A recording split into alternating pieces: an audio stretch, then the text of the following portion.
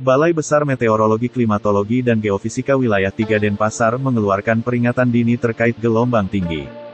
Peringatan dini ini berlaku pada tanggal 24 sampai tanggal 25 Juli tahun 2022. Berdasarkan data yang diterima, gelombang laut yang tinggi berpotensi terjadi di wilayah perairan Bali dan Nusa Tenggara Barat. Gelombang laut kategori sedang, ketinggiannya dapat mencapai 1,25 meter hingga 2,5 meter. Kondisi ini berpeluang terjadi di Laut Bali dan Laut Sumbawa. Tidak hanya gelombang sedang, beberapa perairan juga berpotensi terjadi gelombang tinggi. Tinggi gelombang juga berada di angka 2,5 meter sampai 4 meter. Gelombang tinggi diperkirakan bisa terjadi di 6 wilayah perairan Bali dan Nusa Tenggara Barat. Di antaranya Selat Bali bagian selatan, Selat Badung, Selat Lombok bagian selatan, dan Selat Alas bagian selatan. Selain itu, potensi gelombang tinggi juga terjadi di perairan selatan Bali dan Nusa Tenggara Barat serta Samudra Hindia Selatan Bali dan Nusa Tenggara Barat. BMKG mengimbau kepada masyarakat untuk tetap waspada, terutama bagi mereka yang menggunakan transportasi laut.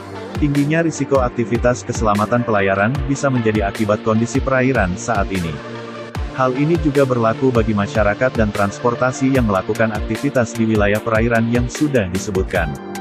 Pengguna perahu nelayan perlu memperhatikan situasi apabila ketinggian gelombang laut di angka 1,25 meter. Kewaspadaan harus diperhatikan pengguna kapal tongkang, jika gelombang laut mencapai angka 1,5 meter. Saat gelombang laut di angka 2,5 meter, maka pengguna kapal feri juga harus berhati-hati. Risiko tinggi dengan gelombang di atas ketinggian 4 meter perlu diwaspadai oleh kapal besar seperti kapal kargo dan kapal pesiar. Fenomena yang terjadi ini juga memberikan dampak pada aktivitas di sekitar pelabuhan dan pesisir. Termasuk juga terhadap petani garam dan perikanan di darat, serta aktivitas bongkar muat di pelabuhan.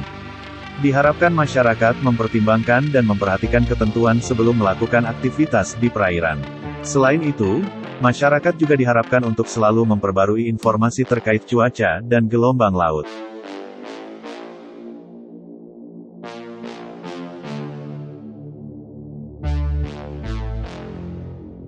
You